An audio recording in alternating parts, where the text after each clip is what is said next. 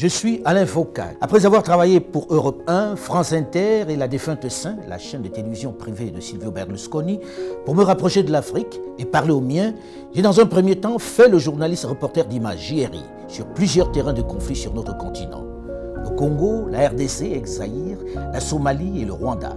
Je suis ensuite entré à RFI où je suis rédacteur en chef adjoint, producteur des magazines Archives d'Afrique, le rendez-vous d'histoire contemporaine de l'Afrique sur l'antenne de RFI depuis bientôt une trentaine d'années, et le débat africain, qui est la tribune d'échange des Africains sur les questions politiques, économiques, sociales et culturelles. Cadre dans lequel je reçois depuis bientôt une dizaine d'années tous les profils allant des chefs d'État aux ouvriers, aux artisans, en passant par les chefs d'entreprise.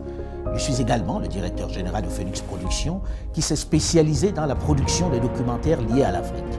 Question de rompre un peu avec cette fatalité qui veut que depuis la nuit des temps, l'histoire de la chasse soit toujours racontée du point de vue du chasseur. Une dictature de la pensée qui a installé durablement chez nous, Africains, des complexes profonds, puisque nous ne nous voyons qu'à travers le regard de l'ancien maître.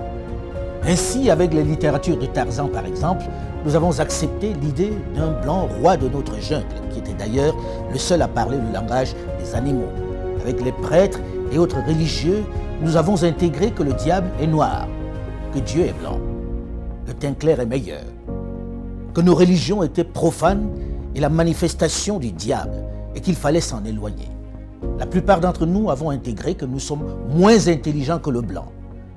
Nos sœurs et nos mamans ont intégré le fait que les perruques, les moumoutes, longues et blanches, étaient plus beaux que leurs cheveux naturels. Il est venu le moment de sortir de cet obscurantisme. Il est venu le moment pour une jeunesse désormais bien formée et ouverte sur le monde, d'élaborer le narratif des Africains, de raconter notre histoire, de magnifier nos valeurs, de vulgariser notre savoir, notre conception de la vie. Bref, de récupérer la parole qui nous a été arrachée et de parler de nous, sans complexe, avec fierté. C'est pourquoi j'encourage les jeunes à produire autant qu'ils le peuvent, que ce soit dans la littérature, la culture ou dans le domaine de l'audiovisuel. Les programmes sur nos médias doivent ressembler à nous. Ils doivent refléter nos réalités. Nos feuilletons, nos films, nos jeux doivent ressembler à nous. Fini le mimétisme.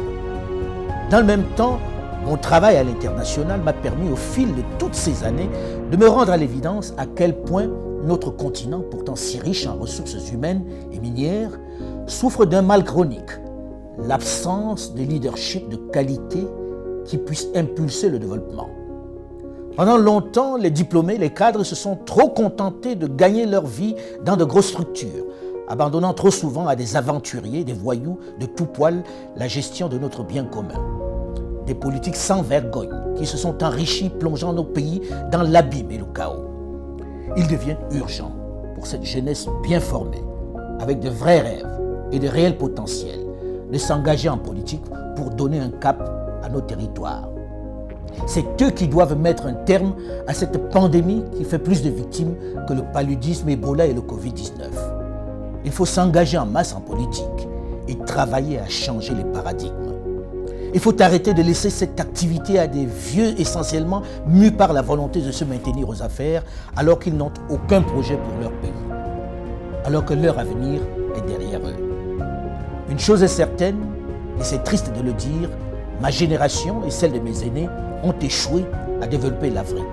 Mais vous, les plus jeunes, aurez moins d'excuses puisque vous avez les armes pour renverser la vapeur. La balle est dans votre camp.